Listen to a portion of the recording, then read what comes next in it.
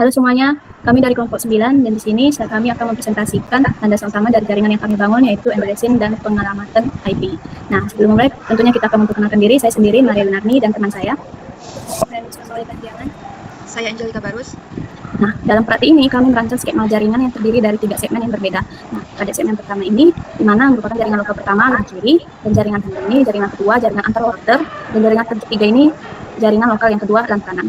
Nah, sebelum mulai tentunya kita akan menaruh PC dari NIT device, PC 0 dan PC 1, dan juga menaruh device router 0 dan router 1. Tentunya sebelum mulai untuk mengkonfigurasi, tentunya kita mengatur IP-nya dengan PC 0-nya, IP-nya 192.168.100, kita bisa lihat di sini, 192 dengan subband masnya 255, 255, 2550, dengan di sini PC 0 kami memberikan alamat, sedangkan alamat default gateway-nya ini 192.168.1001. Di sini kami pesan khusus sebagai default gateway-nya pada interface router 0 agar PC-nya memiliki jalur keluar dari jaringannya sendiri. Nah, sama juga dengan PC satunya. Kita menaruh dengan IP konfigurasinya 172.168.102. Dan ini sebagai debat. Nah, di sini kami menggunakan networknya, ini IP-nya dengan PC 1 di sisi ini dengan menggunakan subnet masnya 255, 2550 dan default gate-nya 172.168.100. Nah, pada skema yang ke tengah ini, yang one link ini, nah di sini kami memasangkan IP address-nya 192.168.101 dan subnet masnya 100.100 dan sama pula dengan ini dengan 172.16.100 dan juga 100.100. Nah, dengan perbedaan segmen antar kelas kiri dan kanan dan tengah ini, tentunya ini sengaja kami buat agar membuktikan bahwa tanpa konfigurasi routing yang tepat, kedua komputer ini mustahil bisa saling menyapa atau saling mengkonfigurasikan.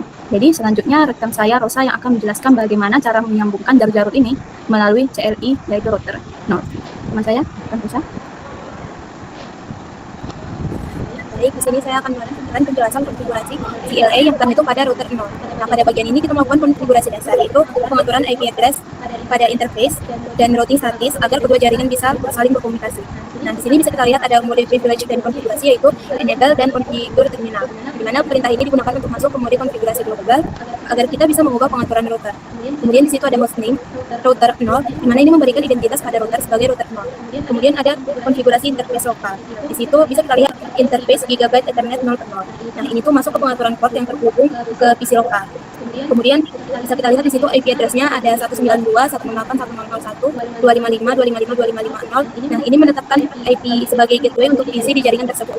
Nah, kemudian ada non shutdown, ini untuk mengaktifkan port agar statusnya menjadi up atau menyala.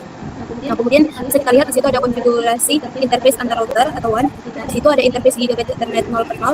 Ini tuh untuk masuk ke port yang menghubungkan router 0 ke router 1. Nah, di situ juga terdapat IP address-nya 100.100.101, 255, 255, 2550. Ini tuh untuk menetapkan IP point to point antar router. Nah, kemudian ada konfigurasi static router, konfigurasi static routing.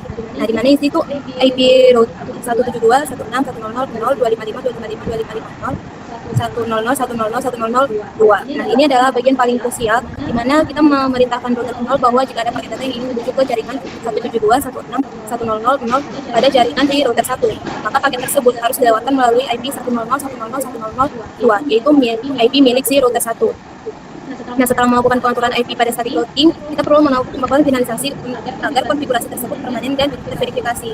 Nah, yang pertama itu melakukan penyimpanan konfigurasi atau write memory, yaitu perintah ini digunakan untuk memindahkan konfigurasi yang sedang berjalan di RAM dari config ke memori NVRAM atau startup config. Nah, tujuannya agar semua pengaturan yang telah kita buat tidak hilang saat router dimatikan atau di restart, artinya dia tetap permanen. Kemudian ada verifikasi tabel routing atau show if load. Nah, pada tabel routing yang terdapat pada gambar kita bisa melihat status jalur komunikasi. Di situ ada kode C atau connected, itu menandakan jaringan 100.100.100.0 yaitu jalur antar router, dan 192.168.100.0 yaitu jalur lokasi ke PC, sudah terhubung secara fisik dan dikenali langsung oleh router.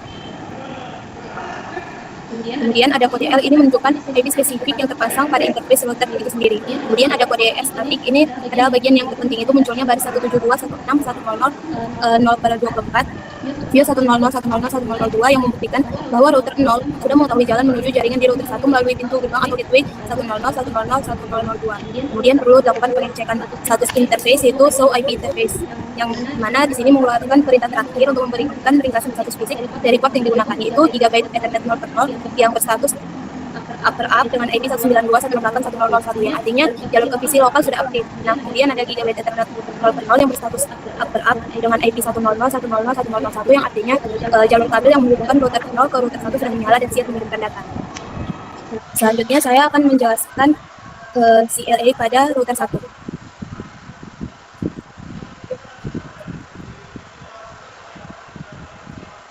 Nah, pada tahap awal kita mengatur identifikasi perangkat dan menghidupkan jalur komunikasi fisik, di mana di situ kita membuat hostname dulu, hostname router 1, yaitu menamai perangkat sebagai router 1 tidak tertukar saat konfigurasi. Kemudian ada interface 1, yaitu Gigabyte Ethernet 0/0. Kemudian di situ terlihat IP address 100.100.102.255.255.255.0. Ini tuh untuk menetapkan alamat IP yang bertindak sebagai penghubung langsung ke router 0. Kemudian ada no shutdown, yang ini tuh mengaktifkan interface secara fisik. Kemudian terlihat interface LAN atau Gigabyte Ethernet 0/0. Nah, terdapat juga di situ IP address 172.168.1.125.255.255.255.0. Itu untuk menetapkan alamat IP yang akan menjadi default gateway bagi PC-PC yang berada di bawah jaringan router 1. Nah, di situ ada no shutdown, itu untuk memastikan jalur ke arah lokal PC telah aktif. Nah, kemudian ada implementasi static routing. Ini bisa kita lihat, ini adalah bagian terpenting agar data dari PC di router 1 bisa tersampaikan ke PC di router 0. Bisa kita lihat di situ IP route-nya 192.168.100.255.255.255.0.100.100.101. Nah, perintah ini memberitahu router 1 jika data yang ingin menuju ke jaringan 192.168.100.0 itu jaringan milik si router 0. Jadi agar ini tuh meminta agar paket tersebut dikirimkan melalui IP 100.100.101 atau IP interface milik si router 0. Nah, di situ juga ada konfigurasi penyimpanan. Nah, setelah konfigurasi selesai, penting memastikan bahwa pengaturan tersebut tersimpan dan bekerja. Di situ kita pakai write memory, di mana perintah ini digunakan untuk menyimpan seluruh konfigurasi yang sedang berjalan atau running config ke dalam memori permanen, sehingga jika router mati, pengaturan tidak akan hilang. Kemudian ada show IP route, ini untuk perintah menampilkan tabel rute, dan juga dalam gambar terlihat kode SID, yaitu connected, yang berarti jaringan lokal sudah terdeteksi secara langsung dan akan muncul kode S, yaitu rute menuju jaringan router 0 yang baru saja ditambah. Nah, jadi perlu kita ketahui jika router 0 mengarahkan jalan ke kanan, maka router 1 ini kita melakukan hal sebaliknya jika mendaftarkan jaringan milik router 0 dalam tabel router 1 dengan alamat IP router 0 sebagai defaultnya atau nexon. Nah, tanpa langkah tersebut, mungkin PC di router 1 tidak bisa menerima data, tapi tidak akan berhasil menghidupkan data. Nah, demikian dari saya, mungkin akan dilanjutkan oleh teman saya, Angel.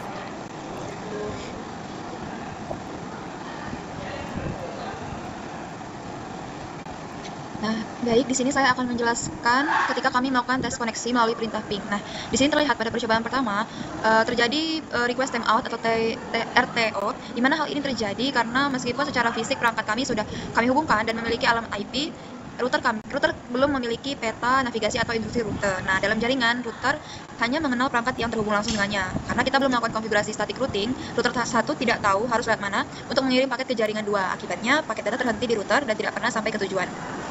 Nah, setelah itu coba kita lihat yang ping keduanya. Di sini kami melakukan perintah ping kedua, di mana setelah kami memasukkan perintah static routing secara manual, hasilnya sekarang menunjukkan reply penuh dengan loss 0%. Nah, di mana perubahan ini terjadi karena router sekarang sudah memiliki instruksi yang jelas jika paket menuju jaringan 2, maka harus dilewatkan melalui jaringan yang sudah kita tentukan. Nah, selain itu, pada ping kedua ini, koneksi menjadi sangat instan karena router telah menyimpan alamat fisik perangkat tujuan di memorinya. Nah, keberhasilan ini membuktikan bahwa jalur komunikasi antar dua jaringan yang berbeda telah berhasil terbentuk dengan sempurna. Nah, jadi kesimpulan dari praktikum ini bahwa kegagalan ping pertama disebabkan karena router kehilangan arah tujuan adanya tabel rute. Nah, sedangkan keberhasilan pada ping kedua ini membuktikan bahwa konfigurasi static routing telah memberikan peta jalan yang tepat bagi router. Nah, jadi secara keseluruhan komunikasi antar jaringan hanya bisa terjadi jika router memiliki instruksi routing yang benar untuk meneruskan data ke tujuan yang tidak terhubung langsung dengannya. Sekian dari saya kembalikan kepada moderator.